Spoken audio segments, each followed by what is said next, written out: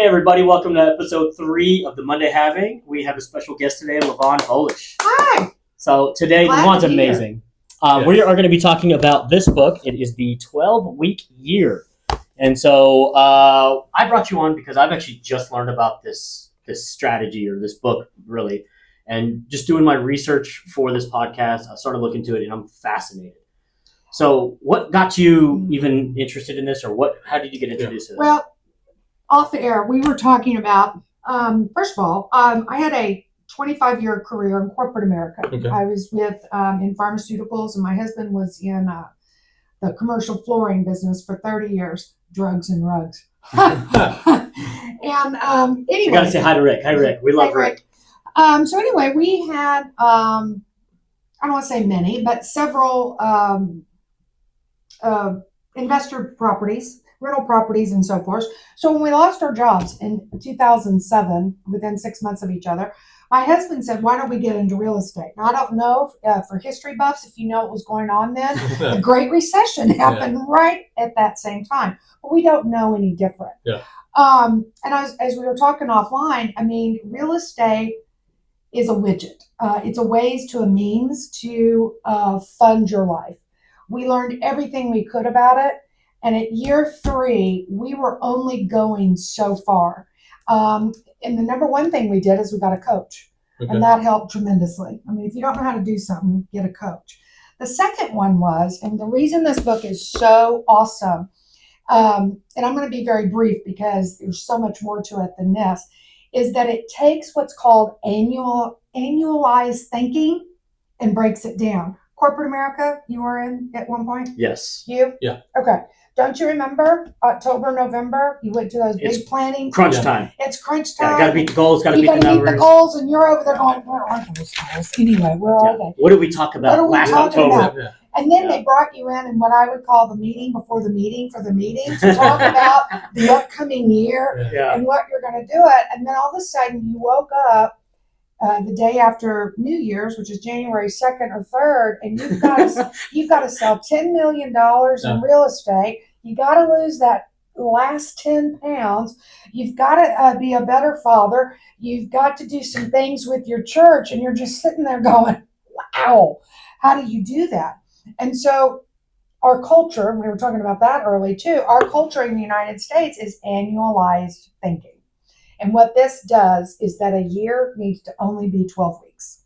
And when you're done with that 12 weeks, you're done with your year. And then you take a break, and then you start the next 12 years. Now, there is still an annual goal out there, okay? But if in real estate, and I'm going to just break this down the best I can, but let's just say for numbers' sake, you can put in $10 million in sales with your price point, how many people you have in your database, and it'll spit out how many calls you need to make a week, all right? So what if on January 3rd you woke up and it says for the first week, you just have to make 5 calls to make 10 million gross in sales? It's like, where do I sign up? It's 5 Okay, calls. but do you see that? Yeah. Do you see the mind shift here? Right. Versus thinking about the 12 months, I need to close this many deals. So I'm going to close 17 I need to make in 400 January, phone calls. and I haven't even left my office. Yeah. You know, and I think that's where our industry gets stuck. I would argue that's where our 1099 industry gets stuck. I think everybody, yeah. Yeah, everybody does. And you've got to break it up. So it's not as easy as how do you eat an elephant, one bite at a time, because it does go into how you do that and systemize it, process it, things like that, but it breaks it up in chunks. Probably one of the greatest concepts of this book that helped me tremendously, because I think we were talking offline, I'm not wired as an entrepreneur. I'm wired as a W-2. And I think you need to know that. Know how you're wired. And this book helped me a lot to be an entrepreneur. Okay. Remember the old saying, old dogs, new tricks, old dogs? It's not true. Chemically, it's not true. So you have something called the amygdala in your brain. And it's really there so you don't touch the stove, so you don't run into the traffic. That's what it's there for. But unfortunately, what you feed it, what I feed it, is, oh, I can't do 10 million. That's a lot. And your amygdala goes with it. No, that's too much. We've never done that. No, we shouldn't do that. No, we're comfortable at that 5 to 7 point. This really goes on the chemical in your brain. Good news. You've got what's called the prefrontal cortex, PFC. Okay. Can turn it off, but Yes. you've got to turn it off. And what I mean by that, no, Nathan, you can. Just do this. And all of a sudden it shuts down the negative thinking. So it's a mindset shift. Yeah. It is, but it works. But you can't, let me just tell you this. This year, I didn't do the 12-week year as religiously as I do. So guess who took over? Right. The amygdala. You go back to your old patterns. So you constantly have to be looking at these processes to shut that amygdala down to boom. Correct. Okay. So because It's Go ahead. constant. no, because I like it because in software development, there's a thing called agile methodology. So when you build something, it's like, hey, I want to build this feature set for, to open doors, whatever. Well, that's a big request for some reason for that specific feature. What you do is you do sprints. And you break down to those sub little tasks, and so you consecutively you're building, until you look up, boom, it's there. So I'm thinking it's kind of the same way. You have these, you break it down, 10, 17, or however, $20 million a year. That's a lot looking at it far away. But how can I break it down in a system in chunks to get myself to that goal? Exactly. And I think you and I've had this conversation. It's always, we got to do this. We've got to do this, whatever this is, 7 days a week. Mm-hmm. In order to be, no, you didn't. Because what happens is you break this down to where you've got families, you've got children. You break it down to where, no, in a perfect world, I'm working 5 days a week. I'm going to take 2 days off. And when you're off, you're off. That's also a mindset change. Instead of, I've got to make my call. No, you don't. No, I said I'd be off on Sunday and all that. So you've got to be very resilient and consistent. And according to these authors, and I do want to give them a shout out because they're just amazing. Moran and Michael Lennington. You've got to be consistent, not perfect. The studies show, and they have researched this, they're coaches, they've done a lot of research on this topic. You only have to be 60 to 85% to make your goals. In terms of consistency. 60 to 85%. Wow. Another thing they do in this book that I think we can all relate to, except for you, is weight loss. Weight loss is a $20 billion industry. Yep. Okay, think about that. That's There is only one way to lose weight. Yeah. Less in, more out. That's it. But it's $20 billion. But think about it. I've tried a bunch of them, but I'll tell you what, if they came up with the vodka nacho diet, man, I'd do it today because those are my two great favorite food groups. $20 billion, but really there's only one way to do it. Yeah. Think about that. No, 100%. Think about that. Yeah. So that was another thing they say in the book. Okay, it's January 3rd. 12 weeks from there is what? March 25th. Something like that. We don't have to lose 20 pounds in that time period. We only have to lose 2 pounds. Yeah. That's So when you put it in that perspective, it just crunches it down. So for the people that are not familiar with this or never heard of this book, so basically the 12-week year is you're taking the first 12 weeks of the year, and that's your year 1. The second 12 weeks of the year, that's year 2, year 3, and then year 4. Not necessarily. All of it is still, for the sake of the camera, 2026, but you're breaking it up into 4 cycles. It goes a little bit further than that because of the brain component. You still have to have your vision because you've got to have something compelling out there that's going to get you to do the things you're supposed to do. So that's your why. That's your why. Okay. Why are you doing that? Okay. Offline, we were talking about, I have this a couple of bucks I have sitting offline. That's really my bigger why, is to get that type of money to go do something else, working for it, and so forth. I have to be committed to real estate and making these goals in order to do that. Because again, we were talking offline. Sorry, y'all weren't offline. That we're not what we do. Absolutely. It's much more than that. This is really more of a mindset on trying to get your arms around what are you trying to do?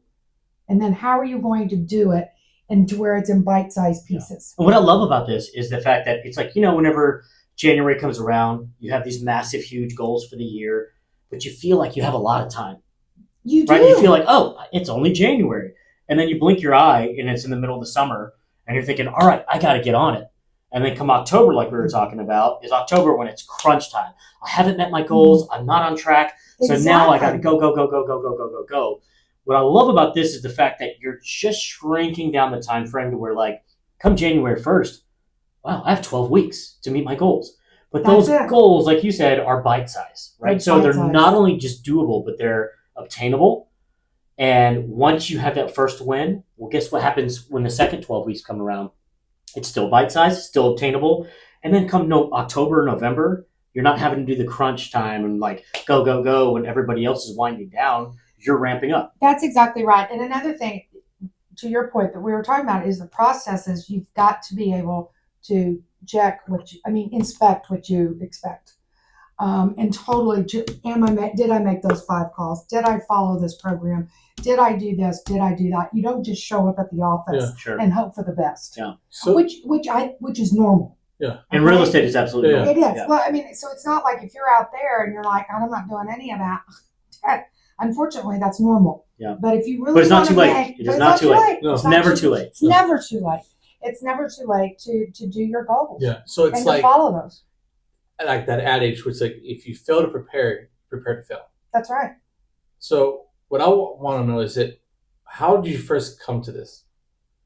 Because I'm smarter than where I was. And okay, that's great. But what led you to, I know what, I'm going to try this out? What was the catalyst?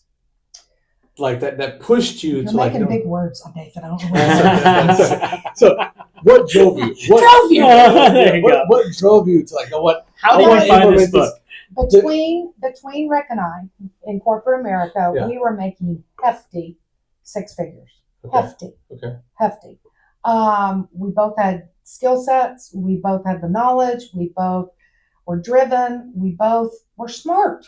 Yeah. And we were probably in year 3 or 4 of real estate, and I wasn't getting it. I understood real estate. I understood buying and selling. I understood the end goal. I wasn't getting there. Okay. And why not? Because I'm smart. Yeah. And to your point, it wasn't your thing or whatever. Well, even if real estate wasn't my thing, I wanted to master it before I could say it's not my thing. I didn't say real estate wasn't my thing. We were talking about something else. By the way, we weren't talking about real estate. If nothing else, it's like, yeah. No, I get it. Yeah, absolutely. Why am I not getting this? So was that more of a frustration, or what was it more of a like, I'm not putting all the effort in that I should be? And I'm going to piggyback on that question, if that's okay. Was it you weren't meeting your financial goals, or you just felt like we're not servicing our clients in a certain way, or the business is not running as smoothly as I expected, or is it all of it? Like, what did that look like? All of it. Okay. All of it. Okay, so I don't want to be a Debbie Downer for any of those that are wanting to get into real estate, but if you want to replace 2 large 6-figure incomes, you have to sell a lot of real estate. Agreed. Okay? Now, our goal, we're not stupid. We knew we couldn't do that in year 1 or even in year 3, but this was year 4. And we're just not getting it. And it was all of it. Of course we could service. Of course we could do that. So I will tell you it was twofold. The first thing we did is we got a coach. And I think everybody needs a business coach. Do you know what percentage of CEOs in America have a coach? It's over 90%. Uh-huh. It's over 90%. My sister makes fun of me. She says, don't you know what to do? Why do you have to have someone to tell you what to do? I said, well, it's really not. I just play with it or whatever. That's not what it is. So that was the first thing. And the second thing was the processes. It's like, I'm not looking at this right. First of all, I had annualized thinking. We want to do X, we want to do this, that. And it's January 3rd. And I'm like, yeah, I get that we have to call people. Yes, I get that we have to do our database. Yes, we know all the hows. But God, there was something else missing. And it was a big piece. Okay. So Did I answer your question? Yeah. Okay. So when you started implementing it, did you have any doubt or any sort of reservation about, because when you look at it, 12 weeks in a year, right? So like, what the hell am I doing for the rest of the 40 weeks? Well, that's you got to read the book. Yeah. So, yeah. So, but it's not just working 12 weeks out of the entire year, right? It's breaking it down in 12-week increments, more or less. So again, on our business coach, and this is our new goal, is in the level of we want to make GCI 915,000 with 9 weeks off a year. That's sorry. Okay, people are doing it though. Yeah. So why can't GCI is gross commission income, by the way. Gross commission income, okay, before taxes for you W-2 people. But I saw on this, I was at this huge leadership conference. You have to be invited. You have to already be doing all that in a bag of chips. And I saw this slide. It was actually during a bathroom break. And I thought, you got to get that guy up there. And 915 and has 9 weeks vacation. Okay. You take 9 weeks out of 52. That's what? 43. 43. Divide 43 by 4. No, it's not 16. Oh, my math. We're looking at, let's call it 11. Yeah. That's 44, but let's call it 11. So 10.8-ish. I'm going for the 10-week year. I love it. Yeah. Okay. And how do you do that? Like, what is the difference? Processes. You're just shortening your period? Yes, but you have to understand in real estate specific, you cannot do it alone. A single agent cannot do 915. A husband and wife cannot. Really? You need a team. You need a transaction coordinator. And you've got to have back people, and you have to have all that. But a sole agent who does have that is able to do that. Sure. Correct? Okay. Just want to give some context out there. You need help, right? Yeah. Like an individual person with no transaction coordinator, no processing team. Like you're going to struggle. And I'm not here to say X is your threshold, but at some point you're going to hit your threshold. Yeah. Is all I'm saying. And whatever that number is, you just and everybody's number is different. And you know what? That's the beauty of real estate is that there are people like the three of us that do this for a living, but we're like 10 or 15% of that. Think about it. The 80-20 rule is a real thing. 80 or 20. And then a percentage that has never changed is that in 3 years, 80% will get out. And it's because there's not processes and systems in place for you to make a go of it. So let me put it in layman's terms. Let's talk about a big pharmaceutical company. They have all of that. That's why they're successful. Yeah. Google and all those people you work for, they already have all that. So why are we any different? 100%. We need it as well. Yeah.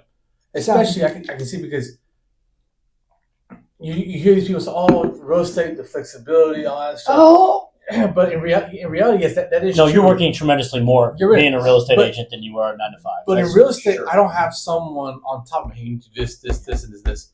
So these processes come in place, right? So because like when the pandemic started, I started working from home, and at first I was like, "I'm not sure this is gonna pan out for me, man. This is gonna kind of hard," because I didn't have anything to go on or a set structure. After the first 6 months or so, I put things in process to the point like I don't want to go back into a full-time office, but because I'm more productive in the way the process I put myself into. Well, that's in my opinion another podcast because I think what the pandemic did and us all going at home and struggling to get back in the office it's crucial that everybody get back, and that's my opinion. That's another podcast. No, it's okay. We're human beings. We are not meant to go solo. Agreed. 100%. Totally agree. We're not wired that way. I think you're an anomaly, right? So you became more productive. The vast majority of people became less productive. But I think it's because people didn't have readily processes to put in place because you're at home. You just had to. But you got to think about it, right? So if you work for a corporation, you work a 9 to 5. You don't have to worry about payroll. You don't have to worry about how to figure out your taxes. No. You don't have to worry about health insurance. You don't have to worry about once I finish this page or whatever you're doing, this data entry. You send it off to the void. You don't have to worry about the next step. You don't have to worry about the previous step. But a real estate agent, you're worrying about every step. Yeah. You're worrying about taxes. You're worrying about payroll. You're worrying about absolutely every. Or at least you have to have people in place that are going to worry that about you. And you're not just a cog in the machine. You are the machine. I've known right? Nishant for a very long time, and he may not even know this, but I quit teaching. I taught a lot, probably right before the pandemic. And the reason is two things. I felt for a new agent, I wanted it more for them than they did. And number two, if I heard, why are you doing this? I want flexibility and freedom, I was going to choke them. Because you go down to boot camp, I Yeah, want to work for myself and I want the freedom. Yeah, I was good. Tell me, what's your name? No. Okay, no. Why are you here? Would you? And I just want flexibility and freedom. And finally, I got a little painted fingernail out. And I did this to the last class. Yeah. And I thought, I don't think I should be teaching. It's a little rough. No, but you're being real. This is what I like about it. There's no fluff. I said there's no flexibility and there is no freedom. Well, you should hear the eyes over there going, note to self, I just got my license. Well, guess what they do? No, but that's the real thing to say. That's honest. You're working for that. Yeah. But it doesn't happen now. No. And if you're lucky, it happens in the first 5 years. Yeah. If you're lucky. And this poor little girl, and God love her, I don't know if she's still there. She was adorable. She was sweet. And I said for the first 2 years, Rick and I did open houses every weekend, a month, except for one. We would take one weekend a month off. We did that for 2 years because we had to build our database. Yeah.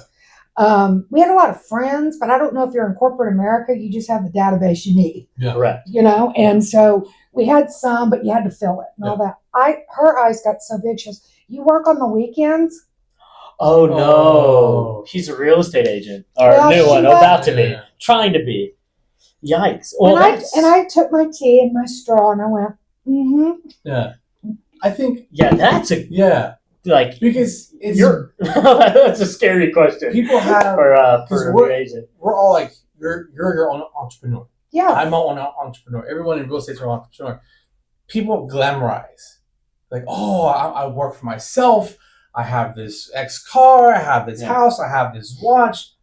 The people, we want it now. But they don't see what comes before, Well, it's that work, that persistence, that dedication. Yeah. I hate to say the word motivation because to me, motivation is fleeting. Motivation, I can motivate myself to go to the gym once a week, for maybe a month. But if I don't see results, I'm done. Yeah. It's a discipline and consistency that mirrors back to what, And I would argue why people get into real estate, it could be any other business, is social media. They see a picture at the title company with the key, and your next picture, you're in the Bahamas. Yeah. And they're like, I want her life. Absolutely. Well, okay, a lot happened. That never makes it on Instagram. That never makes it on Instagram. Yeah, I agree. I think that's the society we live in. I think Gary Vee says it. I love when he says this. He's like, I'm a 20-year overnight success story. Because everybody looks at it like you're an overnight success. You just started in real estate. You're doing so well. They have no idea all the steps you took prior to that, right? Like it's just 100%. Because to me, it's like I saw a meme. I don't know if it was a meme, but it's like to get to be successful, you've gone through so many steps of failure that brings you up to whatever you think that success level is, and that's what I view myself. All right, I iterate on top. I take that one failure. I view it, I dissect it, I get, what can I do better? Let's move on forward. And take that step and take the next one and take the next one, take the next one. Because again, for me, my worst critic, my greatest enemy is myself because I am holding myself to a higher standard. And I get that nowadays, the social media aspect of it for real estate, it just glamorizes it, but doesn't give you the full picture. Well, it's funny you brought that up because I do talk about it in the book, especially because one of this was written, Michael Phelps. All of a sudden he comes on the Olympic scene, with this, what is it, 7-foot wingspan and all that. And we're like, oh my God, he's so great. Do you have any idea what his regimen was to get? Unbelievable. If you've read his story, it's unbelievable. Yeah. Like it's 1/10 of 1% of the world would be able to fathom what he did to get there. His routines were unbelievable. What was the Michael Jordan basketball documentary that came out during COVID. The Last Shot. The Last Shot. No. No. Last Dance. Last Dance. The Yes, Last that's it. Dance. That's I've it. watched it 5 times because I'm a leadership guru. Yeah. Michael Jordan, same way. Do you see how hard? I mean, now granted, he's talented. Michael Phelps is talented, but the work they have to put into it. Yep.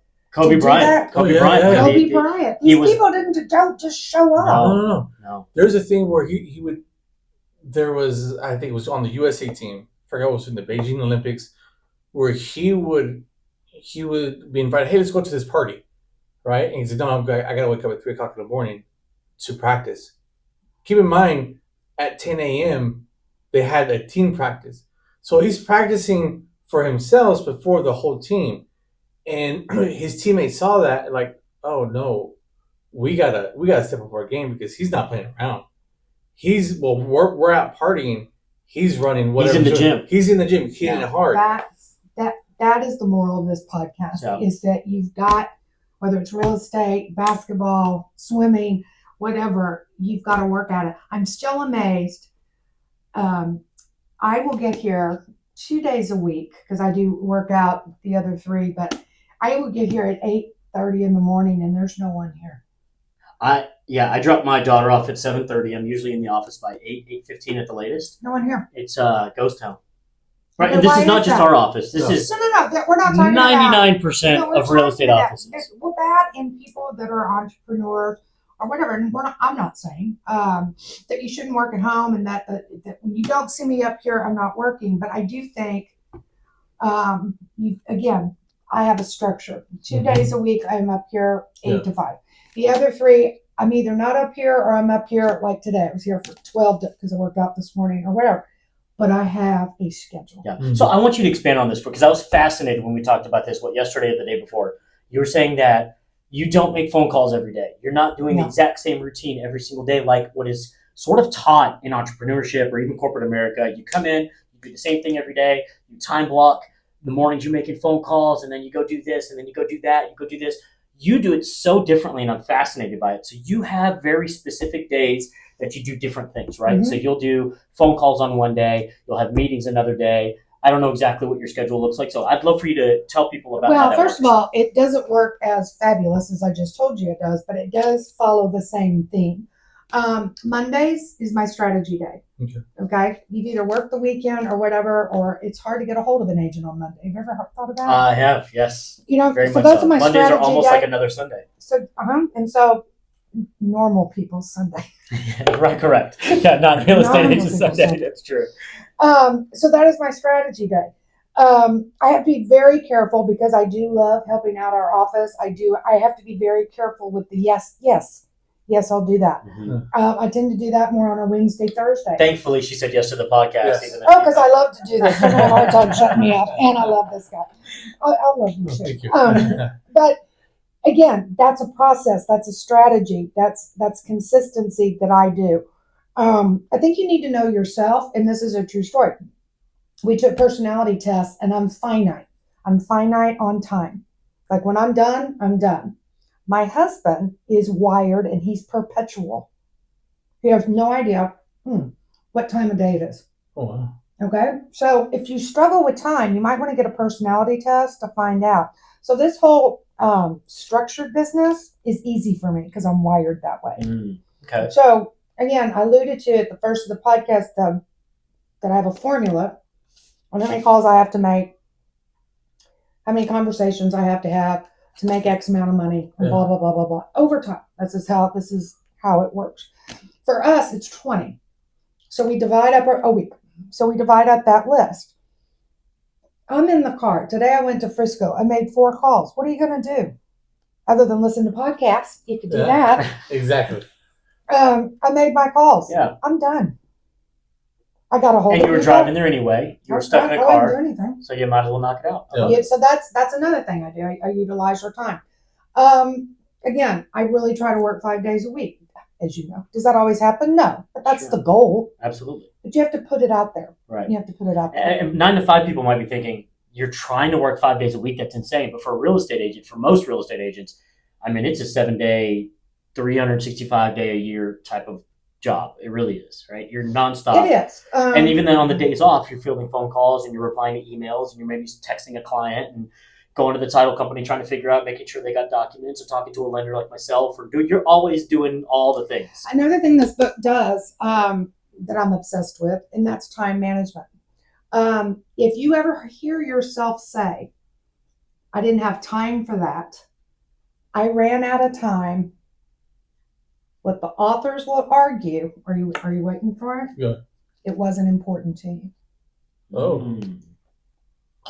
Doesn't that make That is true, though, because things are important to you. You're going to do it. You're going to make time for it. Yeah. And even if you're 100%. not actually time blocking, Hey, you're just did going you to get it eat- done. Did you eat lunch today?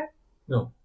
You should have said yes. I did. Oh. I did. you? Because Yeah. it's I ate important. it right before. Because it's important to me. Correct. My brain doesn't function well if I don't eat lunch. Yeah, absolutely. How fascinating. And so this is all about training your brain. And so if you say that out loud, you're basically saying it wasn't important. Which is Wow. true. Yeah. Right? It is true. Yeah. But who wants to hear that? No, because it's a gut punch. It is a gut punch. Because when you say it wasn't important to you, you're like, oh, hold on. You got to step back. Like, why wasn't it? On all she's doing is phrasing it a different way, right? Yeah. So instead of saying, I didn't have time for that, you just tell yourself, well, I guess that wasn't I think all that important. 99% of the people out there are going, I want to make X amount this year. I want 9 weeks off a year. But I'm not committed to doing what it takes. Yeah. Right.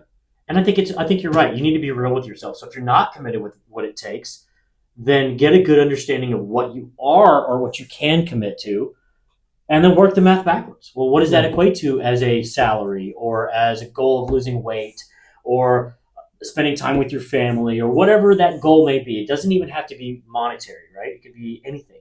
I want to be a better dad this year. Well, what does that look like? What does that look like? And I would argue, whether it comes to real estate, lending, whatever it is you do, I think it's important, regardless of age, what are you willing to do? Because you don't have to do it. 100%. But you have to do something. Yeah. You know, like I'm not willing to door knock. Yeah. The weather here does not allow that. Well, no. Does not allow that for my lipstick or my hair. It's just a no-go for me. Some agents are not willing to do open houses. I'm just not Like, willing to do that. Open houses to me that's low-hanging fruit. That doesn't mean everybody should do it. Agreed. Yeah. But I think you do have the choice, but you got to do something. I agree. Because if you like it, you'll do it. 100%. So someone who isn't in the real estate world or have our background, how would you recommend them to use things you learned in the book to structure their lives so they can implement to be successful in whatever they want to be successful in? This is not geared to real estate at all. Yeah. It's not at all. And I gave a very big view, but it really talks about before you even open this book or before you start your real estate, you've got to talk about, what am I doing? You know, what is my vision? What is my why? Yeah. You know, what do you want this crazy life that we have to look like? There's a quote in this book from Lily Tomlin. She goes, I always wanted to be someone, ... I should have been more specific. I love it. You know, I mean, Yeah. so I think you just have to sit. Yeah. And a lot of people have a hard time with that. Just sit. This book validated what I've always wanted to do. I've always believed you have to have 1 to 2 strategy days a week. And that's just sit and think. Not watch TV. Not go Scroll on your Facebook, phone, yeah. Not scrolling. But think. And you can think while you're, washing the car, washing the dog, babysitting. You can think in different ways. Yeah. I think that's why people always have the greatest ideas when they're taking a shower. Right. Because Right. you don't have the opportunity to scroll on Instagram or check your email or respond to a text, right? You're there by yourself. And let me just end with this, because I think you said 15, 20 minutes. Nathan, that was funny. Man, it was The hilarious. timing couldn't have been better. Yes. She literally said 15, 20 minutes and boop. Boom. So our video got cut off for those that are still with us and wondering what the hell just happened. Yeah. Kind of reminds me of the Sopranos. Of the ending. Where Boom, just like, right boop, and there. you're like, what happened? Yeah. Anyway, first of all, we want to really thank Lavon. I've learned a lot from her. Yes. She's an amazing person. 100%. Introducing me to this book just a few days ago. I've already learned a lot. I think I'm going to implement a lot of these things in my plans for 2026. Yeah. I can't speak for you, but I'm going to start using some of this stuff. Oh, I think definitely. It lays out the blueprint and it shows you the roadmap on how to succeed. Because even if you're in real estate or you want to do your own startup or do entrepreneurship, Or even honestly, even if you're in corporate America, right? Yes, even if you have a 100%. 9-to-5 corporate America type job. Yeah. I think these are some of the things that you could definitely use in your just personal life. Forget business, forget making money. Exactly. I love her examples. She's like, if you want to lose weight, don't think about what you want to lose next year. Yeah. Think about what you want to lose in the next 12 weeks. Exactly. And then just kind of build from there, right? Build it in small chunks and also one of the things I want to highlight is how important to have processes for you to hit your goal. Right. To have also the discipline, because at the end of the day, this book is great, right? But none of this comes into play if you're not disciplined and have the will, have that why, when she talked about why are we doing this? Yeah. So we can implement that. Yeah. I love it. One of the excerpts, I think in chapter 1, I've only read very little of this so far. It's funny because it specifically says it's like part of the intro of the book is consistency is more important than talent. Yeah. The people that are more consistent doing something beats talent any day of the week. Yeah. Right. So anyway, we just really wanted to thank you guys for watching. Thank you, Lavon, again for doing this. We're sorry the last 5-7 minutes got cut off, but we learned a lot from you today, and I hope you guys learned a little bit too. Yeah. Cool. Thank you guys. Thanks for watching. Bye-bye.